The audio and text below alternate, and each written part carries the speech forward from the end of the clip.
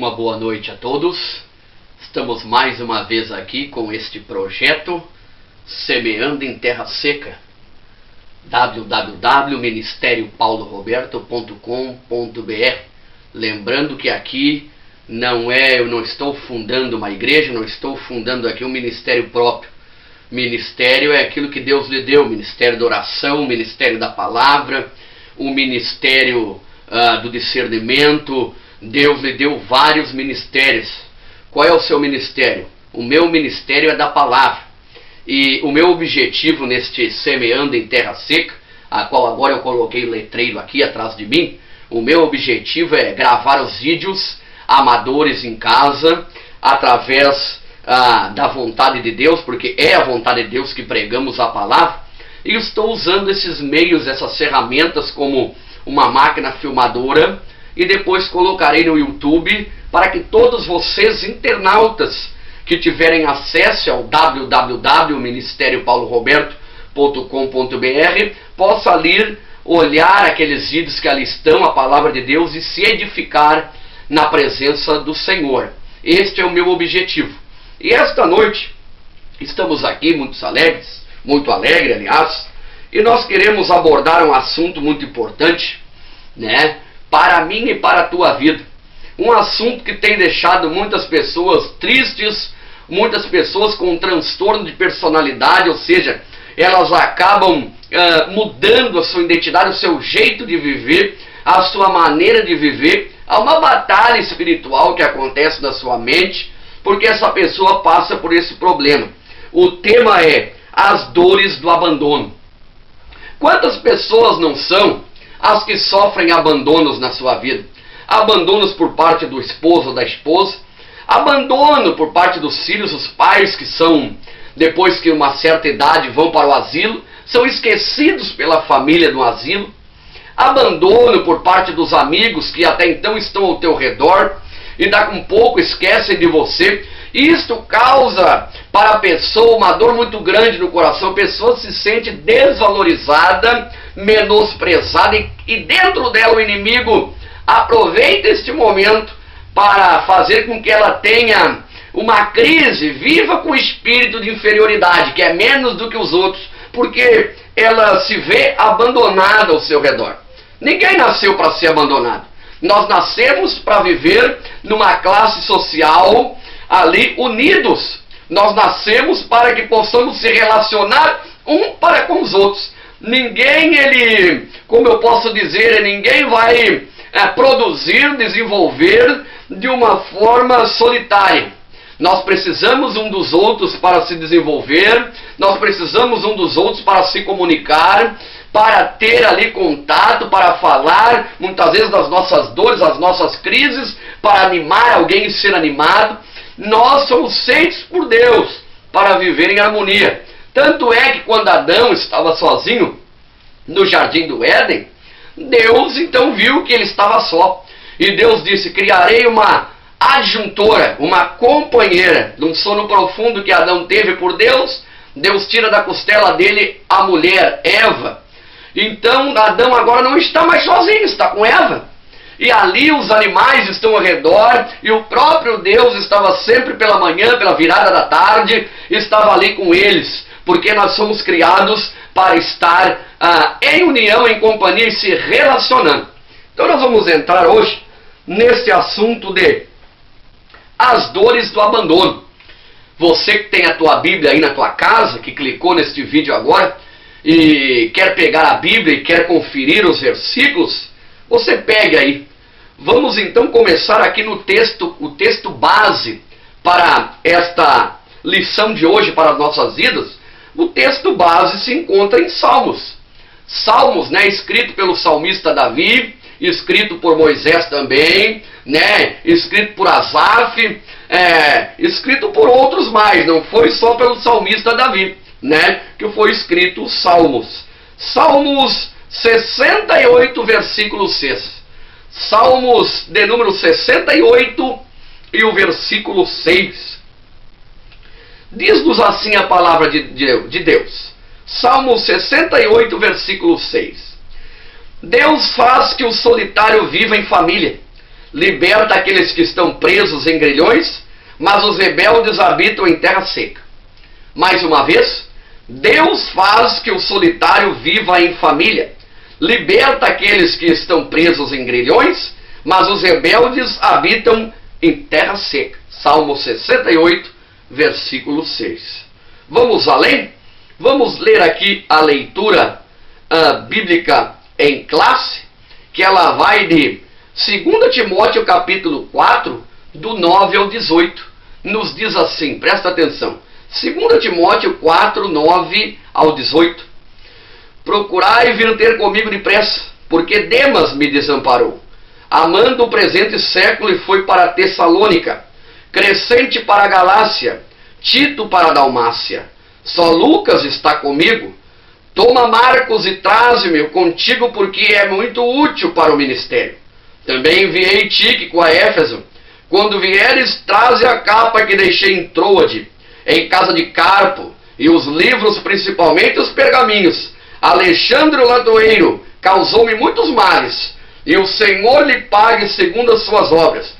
Tu guarda-te também dele, porque resistiu muito às nossas palavras. Ninguém me assistiu na minha primeira defesa, antes todos me desampararam. Que isto lhe não seja imputado. Mas o Senhor assistiu-me e fortaleceu-me, para que por mim fosse cumprido a pregação, e todos os gentios ouvissem e ficassem livres da boca do leão. E o Senhor me livrará de toda mal obra, e guarda-me para o reino celestial, a quem seja a glória para todo sempre. Amém. Aqui Paulo, São Paulo, apóstolo Paulo, o apóstolo das missões, está aqui no ano de 67 depois de Cristo. Paulo estava preso agora na sua segunda e última prisão. Ele estava agora numa cadeia subterrânea, um calabouço, preso pelo imperador Nero. E ele escrevia a Timóteo, seu fiel cooperador, aquele jovem Timóteo, fiel pastor, jovem pastor, que muito andou com Paulo e aprendeu com Paulo. Paulo começa a dizer para Timóteo que estava se sentindo só, porque muitos daqueles que estavam com ele noutra hora haviam abandonado. Só Lucas está comigo. O médico amado havia ficado com Paulo.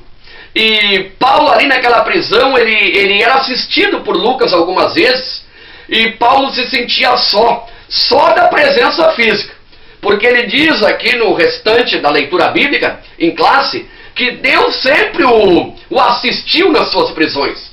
Deus sempre estava com ele, como Deus sempre está conosco.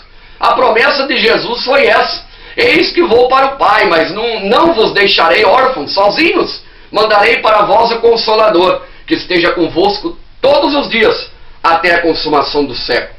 Então ele diz aqui, ele pede a capa, ele manda que João Marcos, que é o escritor de Marcos, trouxesse ele também, porque era muito útil para o ministério, porque noutrora, numa viagem que Paulo fez, Marcos desistiu.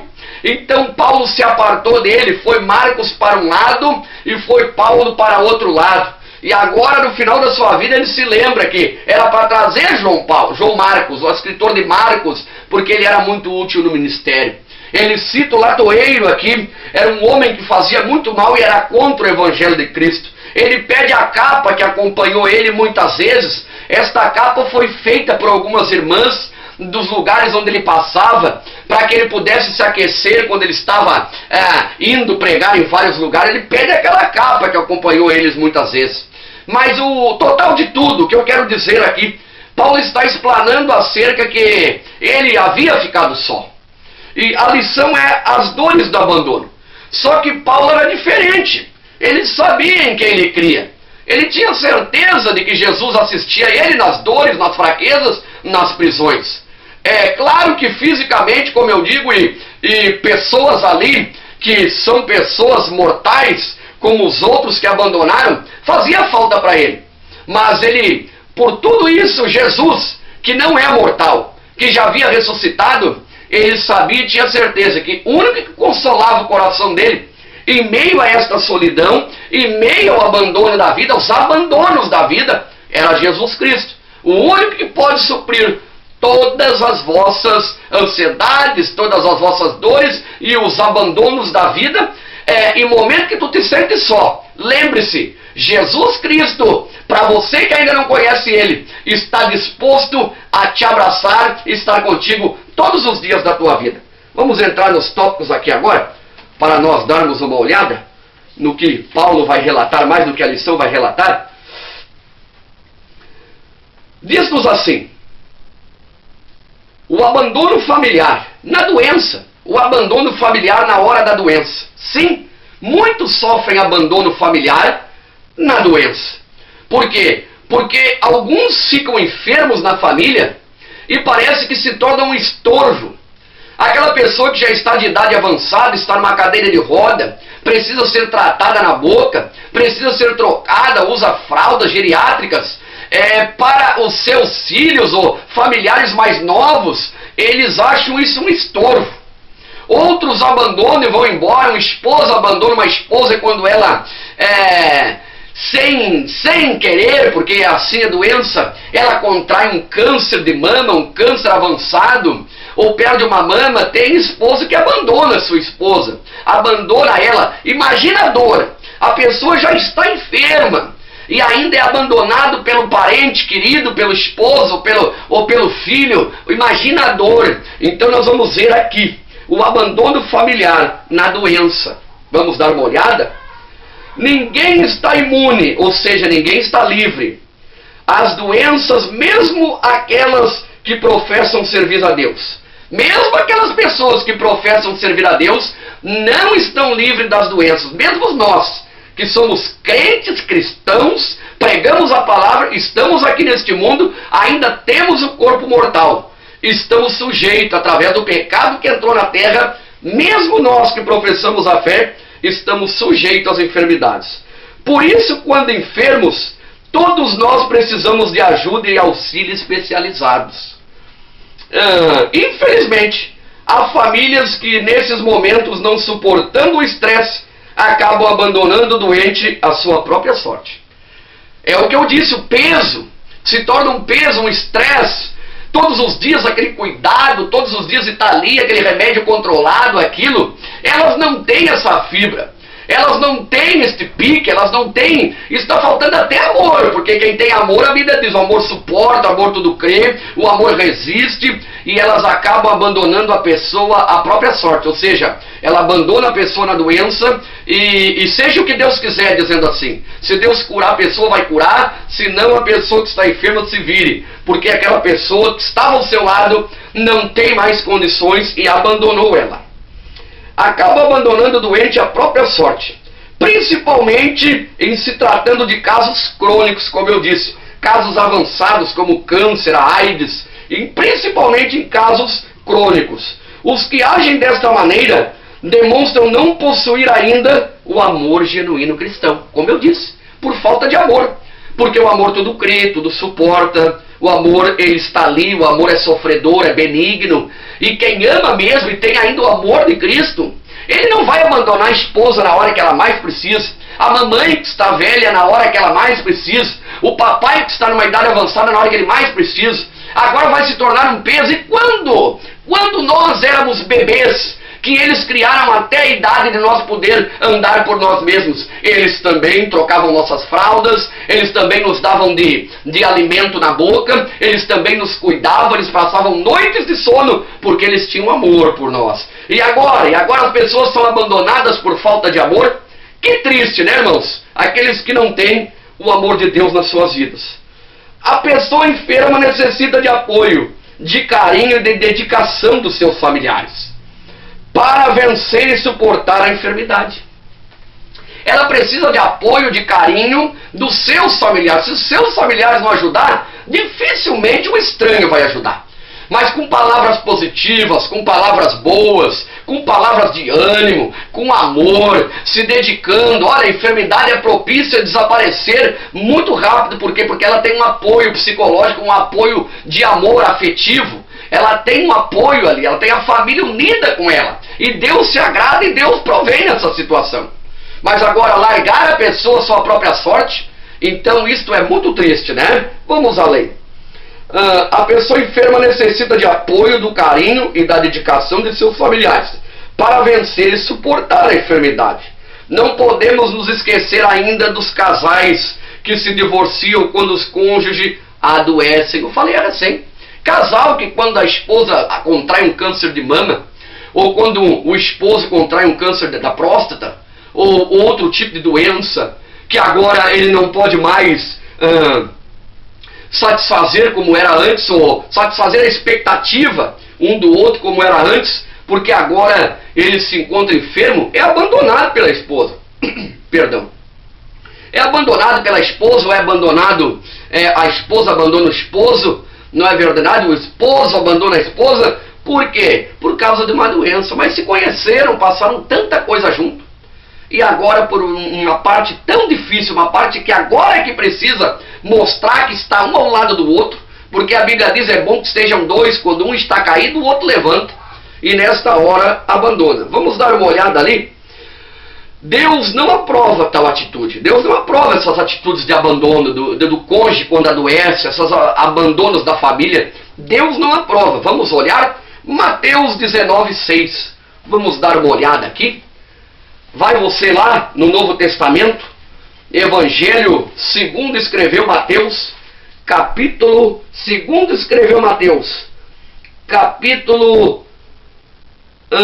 19, versículo 6. Capítulo 19 de São Mateus e o versículo 6. Diz-nos assim: assim não são mais dois, mas uma só carne. Portanto, o que Deus ajuntou, não separe o homem. Está falando do cônjuge aqui. Portanto, agora não são mais uma só carne, mas são dois. Porque o que Deus juntou, não separe o homem. Nem o homem pode separar aquilo que Deus juntou. E quando se separa o casal nessa hora de dificuldade, principalmente nessa hora de enfermidade, não é de agrado ao Senhor. O Senhor não se alegra disso, porque é nessa hora. Porque quando você está diante de um pastor, você está diante de um padre, você está diante ali de uma autoridade eclesiástica, você diz, e eles mesmos dizem, na alegria e na tristeza, na doença e na bonança, até que a morte os separe. Então você fez votos de responsabilidade diante das autoridades. E agora, por uma enfermidade, você agora acha que é um peso e abandona o seu cônjuge? Deus não está de agrado e você fez tal confissão com os lábios perante a autoridade falsamente, né? Então nós vimos aqui o abandono familiar na doença. Na doença, isso acontece muito. Agora, o abandono no vício. Quando aquele filho se mete na droga, na maconha, na cachaça, na cocaína, a primeira coisa que o pai faz é despejar no rosto do filho. Vai-te embora desta casa, te manda daqui porque tu é um maconheiro, tu é um drogado. Para a filha, te manda daqui, tu é uma prostituta. Olha, é nesta hora que a família tem que apoiar. Não é consentir com o erro, mas é apoiar, é acolher, é tentar ajudar da maior forma. Sabe por quê? Porque os filhos são herança de Deus, não são teus, nem meus. Meus filhos e teus filhos não é teu. Deus te deu como herança para alegrar a tua casa, para que tu ensine ele. E quando eles crescem de maior, eles vão tomar o rumo deles. Mas foi Deus que deu. E Deus vai requerer aquilo que tu passou para os teus filhos. Filhos é herança para te alegrar. Então agora, no momento mais difícil, você não abraça o seu filho, está faltando amor. Vamos ver aí? Mas eu sei que tem muitos pais que lutam pelo filho até o fim, que zelam pelo filho até o fim, que choram pelo filho e que Deus acaba dando vitória porque vê o esforço do pai. Vamos além? Geralmente é nesta fase da adolescência que se conhece e se começa a consumir o fumo e o álcool e até drogas ilícitas. Muitos entram no submundo das drogas por carência afetiva, curiosidade ou para ser aceito por um determinado grupo social. É na fase da adolescência que isso começa. É na fase da descoberta, é na fase da curiosidade. Deixa eu dizer para vocês, eu tenho 35 anos e eu fui um usuário de drogas dos meus, posso dizer, 15, 16 anos até 20 e poucos anos, usuário de droga. E como minha mãe e meu pai sempre tiveram dinheiro e tiveram lancheria, e o dinheiro era fácil de chegar lá, porque eu trabalhava com eles e era pegar na gaveta o dinheiro que eles suavam para ganhar, eu começava a sair. Minha mãe sempre foi evangélica, mas eu ia na igreja quando criança, e quando cresci virei rebelde. Virei brabo e não tinha como me dominar. E eu comecei a sair, comecei a descobrir a cachaça, comecei a sair para as discotecas, as baladas, comecei a sair para caminhar na praia com um grupo de amigos de noite, até que surgiu o cigarro, e surgiu o primeiro cigarro de maconha. Eu fumei aquele cigarro de maconha, no começo era uma sensação ruim, enjoativo, e depois começou a virar um barato. Começamos a fumar maconha, começamos a fumar e fumar, começamos a deixar o cabelo crescer, fazer toda aquela modificação que vocês conhecem, até que começamos a cheirar cola. Na madeireira comprava latinha de cascola, porque não satisfazia mais, e depois conhecemos a cocaína. E depois da cocaína nós gastávamos um grande dinheiro. Eu montei um bar e comecei a traficar, vender cocaína e vender maconha, em pequenas quantidades, e nós cada um tinha um revólver cada um. Um rapaz, eu, de família, que a sociedade tem como uma das famílias aqui onde eu moro, em Belbatroz, uma das famílias mais certas, organizadas e de caráter, como meu pai e a minha mãe, pagador de suas contas, e eu causei essa grande vergonha. Minha mãe chorava por mim, e eu montei um bar, e nós vendíamos à noite, fechávamos a porta depois e íamos até de manhã cheirando cocaína. Minha mãe escutava pela janela dos fundos, porque era pelo pátio, tinha um atalho da casa dos meus pais, e ela escutava e não falava nada, e ela me dizia que ela chorava e orava naquela janela, e nós cheirando cocaína. E a minha mãe chorou, sofreu. A minha mãe deixou dentro de casa. A minha mãe não correu eu de casa. A minha mãe muito sofreu e eu zombava deles, que ela era crente. E a minha mãe padeceu até que um dia Deus disse: não vem pelo amor, virá pela dor. Eu fui acometido de 2 overdoses muito forte, que eu quase morri de infarto e overdose. E sempre que eu me drogava, eu chorava depois e entrava em depressão. E eu olhava-me no espelho e dizia: eu não nasci para isso. E eu sentia um chamado de Deus, mas eu sempre caía de novo na droga, até que Deus teve que me buscar com mão forte pela dor. Mas a minha mãe não me botou para fora de casa. A minha mãe, ela não fez coisas assim de me lançar em rosto. Ela orou por mim, ela chorou por mim, ela sofreu por mim. Olha, se eu fosse dizer para vocês aqui, eu ia aqui acabar tomando o tempo da pregação. Eu fiz coisas tremendas, mas Deus me puxou pela dor e teve misericórdia da minha vida. E a minha mãe, principalmente, não me lançou a sorte, não me deixou à deriva, não me expulsou de casa. Antes orou, chorou por mim, zelou por mim, me abraçou, até que Deus me livrou pela oração da minha mãe. Por isso eu quero te dizer, familiar, cuidado, não lance o teu filho à deriva, nem corra ele de casa, mas procure ajuda. Ajuda primeiramente de Deus, depois ajuda psicológica, ajuda psiquiátrica se for preciso, ajuda de um desafio jovem, mas não lance o teu filho à sorte, porque o teu filho é herança de Deus. Vamos lá? Então nós vimos aqui no vício, que a adolescência é um período propício às curiosidades a entrar nesta vida de vício. Para satisfazer o vício é capaz de roubar e até matar. Alguns cometem suicídio, se matam, porque se sentem sozinhos e abandonados por um amigo e familiares. Quantos se suicidam? Quero te dizer por quê. Porque é neste momento, é nesta área que o diabo já tomou conta da vida dessas pessoas, já tomou conta da vida desses adolescentes, desses jovens, que a família ainda despreza. E o Satanás diz assim: é melhor tu te matar, porque tu não tem mais solução, porque tu não tem mais valor na sociedade. E ainda alguns dizem: este não vale um prego, este não vai passar do nada, este não vai adiante, este o futuro dele é morte. E ele escuta tudo isso, ele já está no mundo de depressão. Porque quem usa droga não vive alegre. Ele é alegre no momento, mas ele é depressivo, ele é sensível. Ele é uma pessoa que ele se sente só, se sente sozinha. Então, essas pessoas acabam se suicidando, porque o inimigo age neste momento dizendo: tira a tua vida, porque para ti não há mais esperança, nem a tua família te quer mais. Então, cuidado, está dizendo aqui que acabam cometendo até suicídio por se sentir abandonados e sozinhos pelos familiares. Lidar com os vícios não é tarefa fácil, mas é nessa hora que a família precisa se presente e estar unida para ajudá-los e livrá-los das drogas. É nessa hora! Se você desistir do teu filho, se você desistir daquele que é teu sangue, daquele que é teu, dos teus, se você desistir, quem é que vai abraçar? Ninguém. Vamos dar uma lida aqui. 1 Timóteo 5:8. Vamos dar uma olhada. Epístola de Paulo escrita a Timóteo.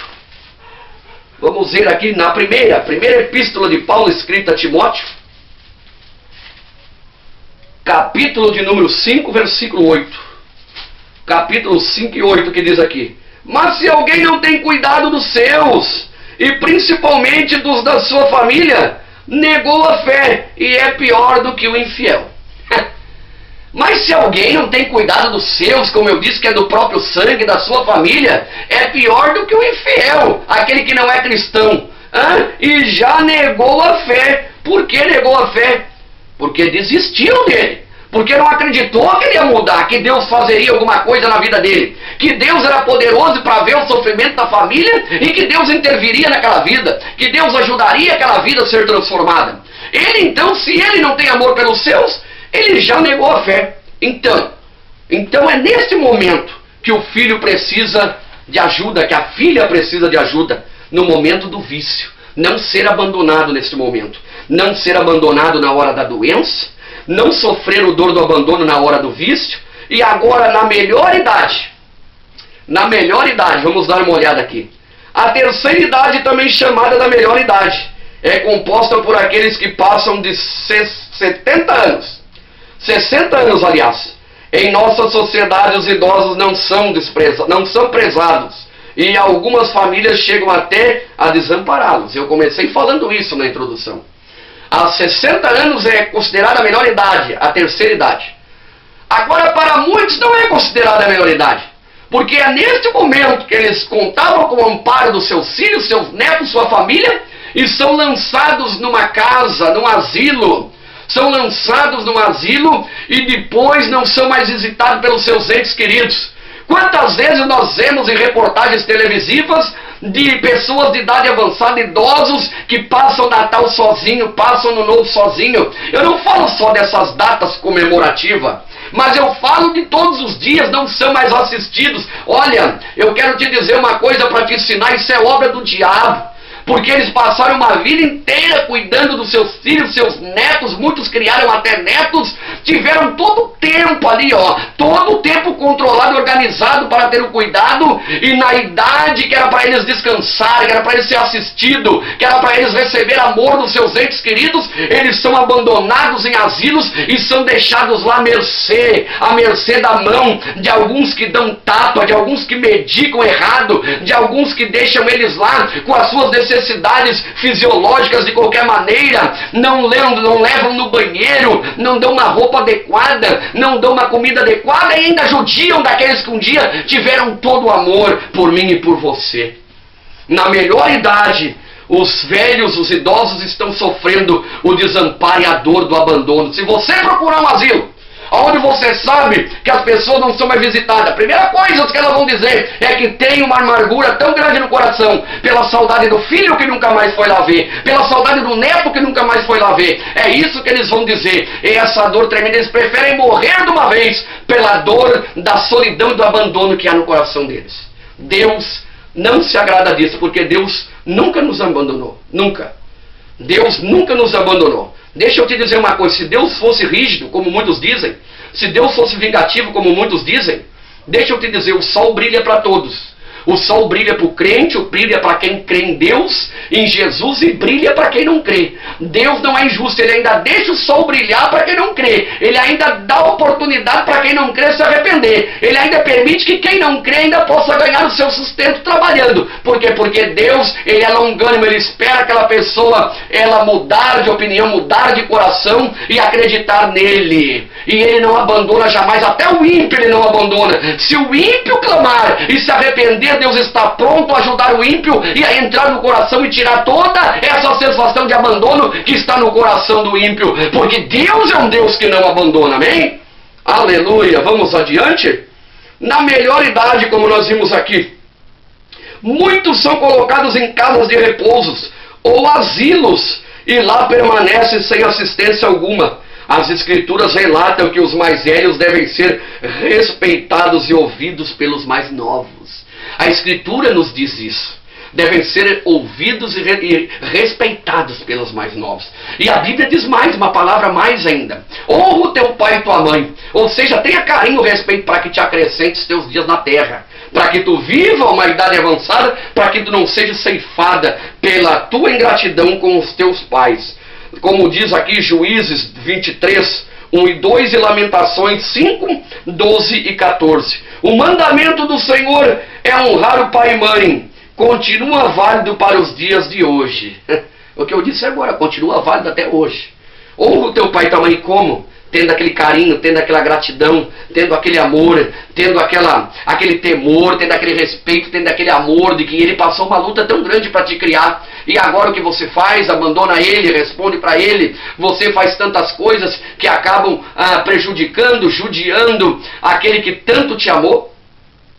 Nós temos que parar para pensar e ter uma grande reflexão acerca disso. Que eu sei que há muitas pessoas que cometem esses tipos de atitude. Mas você que está me escutando esta noite, que você venha a ver esta lição e venha tomar um rumo diferente. Vamos além? Nós vimos até agora o abandono na doença, o abandono no vício e o abandono na melhor idade.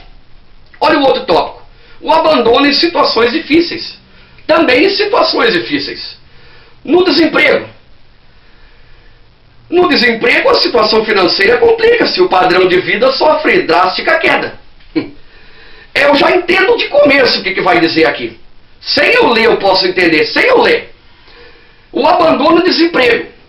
Eu já vou te dizer o que é. Quando a gente tem dinheiro, a gente é rodeado de amigo. Quando a gente pode pagar, a gente é rodeado de amigo. Quando a gente tem uma casa muito boa, um carro bom, e quando a gente pode dar presente, pode pagar conta, e pode fazer isso, emprestar dinheiro, a gente é amigo. Mas quando a gente está numa situação ruim, some-se todos os amigos. Há uma frase popular que costuma dizer, se dizer, na hora que você está por baixo, é onde você vê aonde estão os verdadeiros amigos. Porque o verdadeiro amigo está contigo a qualquer momento. O verdadeiro amigo está contigo sempre. Na hora ruim ele está ao teu lado, na hora boa ele está ao teu lado. Então nós vimos aqui o abandono em situações difíceis no desemprego primeiro. No desemprego a situação financeira complica-se. E o padrão de vida sofre drástica queda. Neste momento é que conhecemos de fato nossos verdadeiros amigos. É neste momento que conhecemos. Vamos ver Lucas 15 ali. Lucas 15, 11 e 32. Vamos ver o que diz ali. Lucas 15, 11 e 32. 15 e 11. E disse um certo homem, tinha 2 filhos. E o mais moço lhe disse, pai, dá-me a parte que me pertence da fazenda. E ele partiu para a fazenda. E poucos dias depois, o filho mais novo, ajuntando tudo, partiu para uma terra longínqua e ali desperdiçou a sua fazenda vivendo dissolutamente. Aqui fala da parábola do filho pródigo. O filho mais novo pediu a sua parte para o pai e quis conhecer como é que eram as coisas lá fora. Ele saiu com uma grande bolada, uma grande parte que o pai deu para ele. E diz a Bíblia que ele gastou dissolutamente, de formas erradas. Eu creio que quando ele estava gastando ali em prostíbulos, gastando com tudo quanto é coisa, porque errada absolutamente, havia muita gente ao lado dele. Mas de repente veio uma crise naquela terra e ele não tinha mais nada. E agora ele não tinha mais amigo, e agora ele não tinha mais comida, e agora não tinha mais ninguém ao seu redor. Só o que restou para ele foi uma fazenda de um homem que apacentava porcos e ofereceu um trabalho para ele. Disse que ele desejou comer a bolota dos porcos porque ele não tinha amigo para dar um pão para ele. É nesta hora que nós vemos os amigos. É nesta hora que o filho pródigo lembrou e disse, olha, na casa do meu pai até os trabalhadores são bem respeitados e tem tudo de bom. É nesta hora que nós vimos aqui, conforme Lucas. Até os familiares desaparecem, pois temem emprestar-nos dinheiro e ouvir as nossas lamúrias. O Senhor Deus, porém, não deixa seus filhos ao desamparo. Ele enviou-nos o recurso necessário. Vamos ver? O Senhor, porém, não nos deixa só. Ele nos enviou o recurso necessário. Vamos ver o que é Salmos 37, 25? Vamos ver esse recurso necessário aí do Senhor aí, o que quer dizer. Salmos 37 e 25. Salmos 37 e 25. Aqui. Fui moço e agora sou velho, mas nunca vi desamparado o justo e nem a sua descendência mendigar o pão. Isto aí. Fui novo e agora sou velho, diz o salmista, mas eu nunca vi um justo desamparado, aquele que anda em justiça. Eu nunca vi um justo desamparado e nem a descendência dele mendigar o pão. Por quê? Porque ele anda na presença de Deus. Porque ele anda na presença do Senhor. Se ele não andasse na presença do Senhor, ele gastaria tudo absolutamente. E daí, nesta hora do desemprego, ele estaria como este que não é crente, abandonado. Mas graças a Deus, aquele que serve a Deus, Deus não deixa que lhe falte nada. Até os familiares desaparecem. Como nós lemos aqui, até os familiares desaparecem porque eles temem ouvir as nossas lamúrias. Estou passando por esse problema, eu não tenho o que comer, me dá uma mão, me empresta o dinheiro, mas minha vida não está fácil. Até os familiares repugnam escutar as nossas lamúrias. É neste momento que nós vemos quem é quem e quem não é. No desemprego, né, nós também vemos o abandono, a dor do abandono. E da amizade, e a dor da amizade, vamos ver? Todos sonhamos ter uma amizade parecida com a de Davi e Jonathan. Jonathan e Davi, o rei Davi e Jonathan, que era uma amizade em que a Bíblia diz: ama o seu irmão na luta, na angústia, ama o seu amigo na angústia, na luta, e nasce ali um irmão. Porque o amigo está na luta e na angústia com ele do lado, e ali nasce um irmão, não de sangue, mas já nasce um irmão de coração, porque estava ali do lado dele. Todo sonho em ter uma amizade igual de Davi e Jonathan, filho do rei Saul. E com Ruth e Noemi, a Ruth e Noemi, uma ficou a sogra, ela ficou ali viúva, e também a nora ficou viúva, e ficou junto com a sogra. Onde ela ia, a outra ia atrás, e não abandonou, e disse: onde tu irei, eu irei também. Onde tu ficares, eu ficarei também. Onde tu te sentares, eu me sentarei também. Isso é que é amigo. Eu não te largo nem um momento, eu vou estar contigo em todos os momentos. Uma amizade desinteressada e verdadeira cristã. Uma amizade desinteressada. Aquela amizade que resolve ser amigo de verdade. É esta amizade que nós precisamos. Uma amizade que esteja conosco para falar o que tem que falar no momento certo, para nos alertar. Não é uma amizade de duas caras. Uma amizade que está contigo fala uma coisa, que está com o outro fala outra. Uma amizade que é só teu amigo quando tu tem alguma coisa para oferecer. Não, é uma amizade verdadeira que nós precisamos, uma amizade cristã. Eu sou teu amigo não é pelo aquilo que tu pode me dar. Eu sou teu amigo porque eu quero ser teu amigo e eu te amo. E não quero nada em troca de ti, quero só tua fidelidade e tua amizade também. Mas não bem materiais. Esta amizade que interessa. E muitos sofrem um abandono da amizade na hora em que não tem nada para oferecer. Vamos além aqui. Uma amizade desinteressada e verdadeira cristã. No momento de dor, Noemi encontrou em Ruth um forte esteio, e Davi descobriu em Jonathan um verdadeiro e leal protetor. Infelizmente, muitas pessoas são abandonadas e traídas por aqueles que pareciam grandes amigos. Até mesmo o apóstolo Paulo sentiu a dor do abandono. Ninguém me assistiu na minha primeira defesa. Antes todos me desampararam. Que isto lhe não seja imputado. Na primeira defesa dele, quando ele teve que responder, acusado de ter posto fogo em Roma por Nero, o imperador Nero, 67 depois de Cristo, ninguém assistiu ele. Ele mesmo falou a respeito da sua defesa. Ele mesmo agiu como advogado dele mesmo, e Deus deu vitória porque ele se saiu bem na fala. Então eles ali não prenderam ele, não viram culpa nele na primeira defesa, mas ninguém estava ali junto dele. E ele está dizendo aqui que ninguém havia amparado ele, que ninguém havia assistido ele, conforme 2 Timóteo 4,16. O Senhor, porém, assistiu e fortaleceu o apóstolo. A palavra de Deus adverte: não abandonar o amigo. A palavra de Deus adverte: não abandona o teu amigo. Ele é teu amigo, e por que por um momento que ele não tem nada não é mais teu amigo? Vamos ver ali. Vamos ver Provérbios 27:10 para não abandonar o amigo. Depois de Salmos ali. Provérbios, vamos lá. 27:10. Não abandones o teu amigo, nem o amigo do teu pai, nem entres na casa de teu irmão no dia da tua adversidade. Melhor é o vizinho perto do que o irmão longe. Está dando aqui um ensinamento, o livro sapiencial de Provérbios. Então você tem que fazer isso, não abandone teu amigo. Nem entres na casa do teu pai na adversidade. Na hora que estiver você estiver meio bravo, estiver meio numa situação difícil, porque acabarão brigando e acabarão se apartando. Então espere e não faça isso, não abandone e espere em Deus. Vamos além aqui. O que diz aqui? Sejamos, pois, fiéis, leais e amorosos. Sejamos fiéis com os nossos amigos, com os nossos parentes, com os nossos entes, leais e amorosos. Provérbios 17:17. Aqui no mesmo livro de Provérbios 17 e o 17. Em todo tempo amo o amigo, e na angústia nasce o irmão. Como falei de Davi e Jonathan.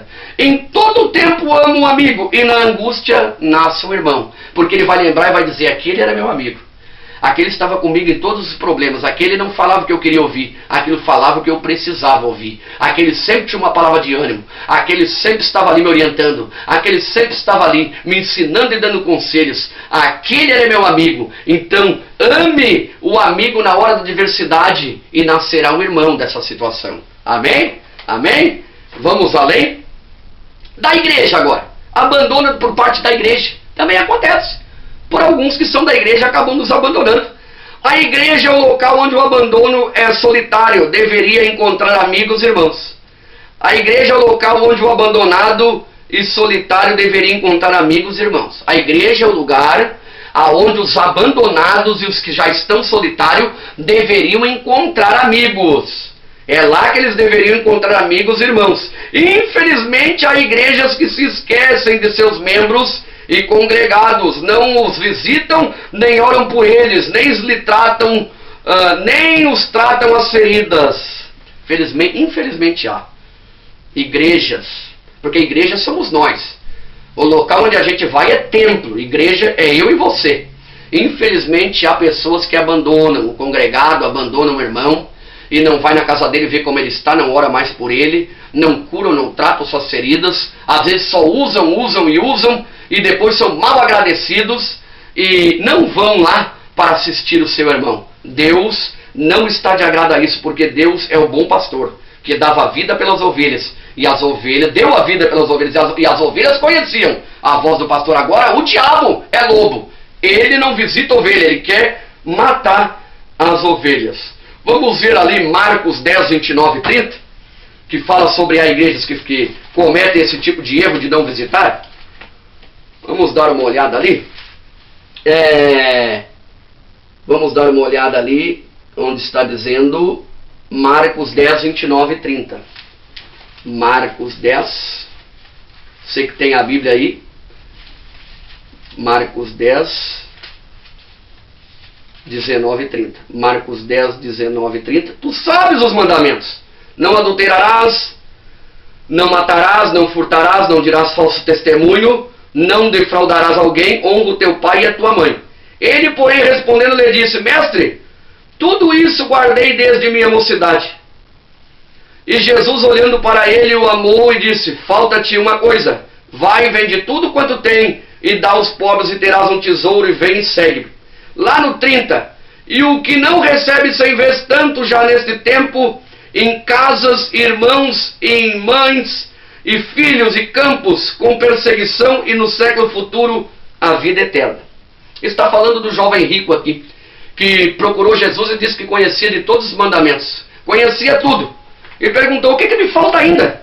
Jesus disse para ele, falta tu vender tudo que tu tem, e falta tu dar aos pobres. Então ele foi saindo de fininho, e Jesus viu que era difícil ele fazer estas coisas. Jesus disse, olha, eu vos digo que é mais fácil é mais fácil um camelo passar por uma agulha do que um rico herdar o reino dos céus.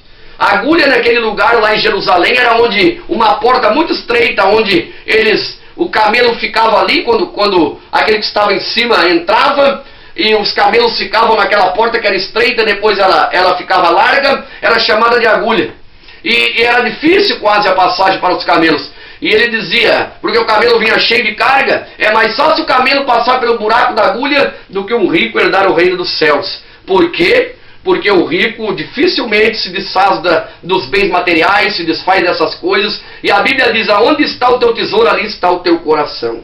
Então nós vimos aqui, infelizmente há igrejas que se esquecem dos seus membros e não visitam elas. O Senhor Jesus, porém, interessa-se por cada um de vossas ovelhas em particular. Ele se interessa por cada uma, independente de situação financeira, independente de cor, classe, independente. Ele ama, ele deu a vida por cada uma das suas ovelhas e não faz acepção de pessoas. É chegada a hora de olharmos com mais carinho por aqueles que necessitam de nossos cuidados. Olhemos também pelos missionários que muitas vezes abandonados experimentam privações de toda sorte. Somos um só corpo, e como tal devemos cuidar e zelar um pelos outros, para que a Igreja de Cristo desfrute de perfeita saúde. É chegada a hora, está dizendo aqui, de olharmos com mais carinho por aqueles que necessitam de nossos cuidados. Os missionários, as pessoas ao nosso redor, a viúvos, órfãos, não olhar com indiferença, porque Jesus não olha ninguém com indiferença. Está chegada a hora de visitar, de orar, de ver se não está passando necessidade de fome. Jesus, quando ele estava no sermão do monte, na multiplicação dos pães e peixes, ele havia pregado um longo tempo, e daí já era tarde, e os discípulos disseram, o que faremos com a multidão? Vamos despedir eles? Já é tarde. Jesus disse, não tem nada aí? E eles disseram, não há lugar nenhum que nós possamos comprar para alimentar essa grande multidão. Então aparece na história um anônimo, um menino com 5 pães e 2 peixinhos. E Jesus, dando graça, multiplicou e alimentou toda aquela multidão, sobejando, sobrando 12 cestos ainda. Então quer dizer, Jesus não alimentava só espiritual com a palavra. Jesus alimentava também o corpo físico, deu de comer. A igreja não é só para pregar, mas é para visitar e ver se alguns não precisam, todos ou alguns não precisam de uma necessidade financeira, comida na sua mesa, um cesto básico, um remédio, alguma coisa. Não é só pregar, é pregar que é a melhor coisa para a salvação da alma, mas é também alimentar fisicamente, quando temos que fazer isso, porque Jesus fazia ação social. Então aqui nós vimos, é chegar a hora de nós fazermos isso. Experimentando, muitas vezes abandonados, há pessoas experimentando privações de toda sorte. Somos um só corpo, e como tal devemos cuidar e zelar um pelos outros, para que a Igreja de Cristo desfrute da perfeita saúde. 1 Coríntios 12:12, vamos ver ali, 1 Coríntios, capítulo 12 e 12, 1 Coríntios 12 e 12. Porque assim como o corpo é um e tem muitos membros, e todos os membros sendo muitos, são um só corpo, assim é Cristo também. Assim é Cristo também. Assim como um corpo tem muitos membros e é só um, nós também da igreja somos muitos, mas somos um só também. Porque estamos ligados em Cristo. E como é que nós vamos deixar de visitar aqueles que são da igreja? Como é que a igreja de Cristo vai deixar de visitar os seus irmãos na fé? Vai deixar de visitar aqueles que têm necessidade? Não podemos, não pode jamais fazer isso. Porque se nós queremos, ainda que nós dessemos tudo, dinheiro, corpo para queimar, falasse a língua dos anjos, se nós não tivéssemos amor pelo próximo, de nada nos adiantaria. Vamos além aqui? Vamos além?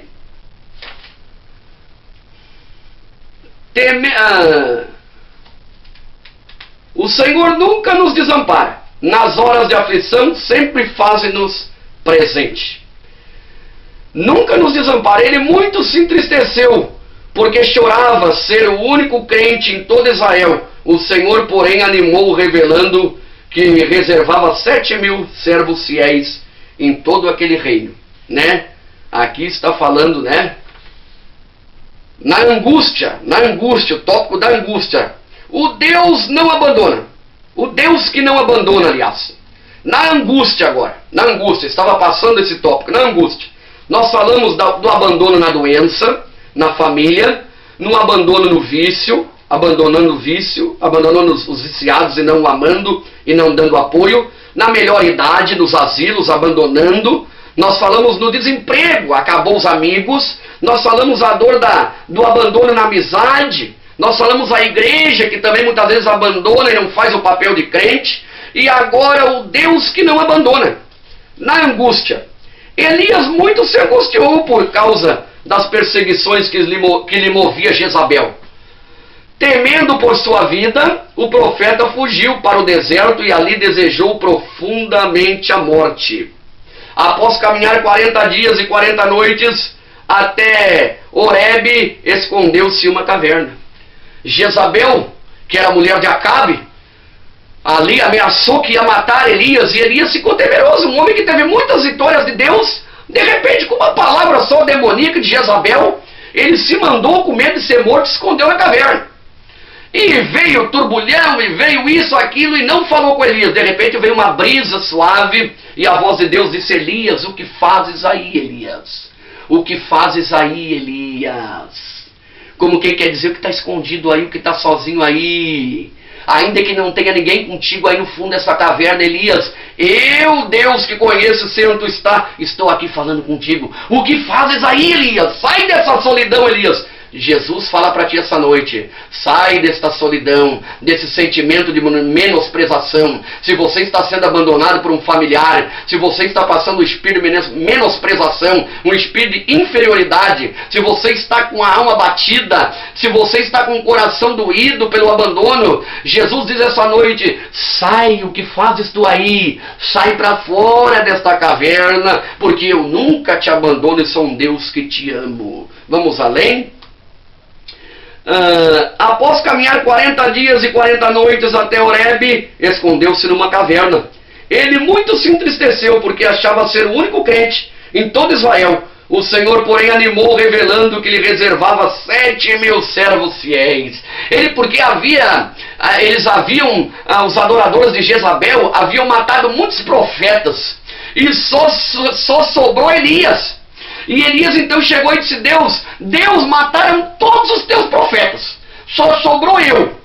Então ele achou que estava sozinho também, por causa disso, porque haviam matado os profetas. Então Deus disse: não, Elias, tu não estás sozinho, ainda tem 7.000 que me adoram, fiéis, que não se dobraram perante Jezabel. É o que eu quero te dizer, meu amigo, meu amado, você que me vê. Quando você se sentir sozinho e pensar assim: não tem mais nenhum amigo, não tenho mais nenhum irmão, não tenho mais nenhum parente, é nesta hora que eu quero te dizer: ainda há alguém que vai aparecer, ainda há alguém, principalmente Jesus já está na tua vida, mas ainda vai aparecer um amigo fiel, ainda há muita gente boa ainda que vai encontrar o teu caminho, ainda há muitas pessoas que ainda vão te dar prova de amor. Não te sinta sozinho aqui nesta terra, creia na presença de Deus e espere que ainda vai aparecer muita gente ainda no teu caminho para ser um amigo fiel, como foi Davi e Jonathan. E Elias se alegrou quando ele disse: ainda há 7.000 ainda que não se curvaram. Então o que acontece aqui? Quantas pessoas não se sentem exatamente assim? O Senhor nunca nos desampara. Nas horas de aflição sempre faz presente. Vamos ver se ele se faz presente nas horas de aflição? Vamos dar uma olhada e conferir. Salmos 50 e 15. Salmos 50 e o 15. Vamos ver o que diz ali. 50 e o 15. Invoca-me no dia da angústia, e eu te livrarei, e tu me glorificarás. É o que eu disse. No dia da angústia, invoca o Senhor, pede pelo socorro do Senhor, clama ao Senhor, busca o Senhor, e Ele estará contigo e te livrará desta dor, do abandono e da angústia na tua vida. A palavra de Deus diz: por que te abates, ó minha alma? Por que te abates? Confia no Senhor. Não tem por que se abater neste momento. Vamos além. O amigo. Abraão foi chamado de amigo de Deus. Tiago 2,23. Será que podemos ter o mesmo privilégio? Será que nós podemos ser chamados amigo de Deus? Jesus chamou seus discípulos de amigo, quando esperado era que os tratasse como servos. Jesus disse: vocês são meus amigos. Por quê?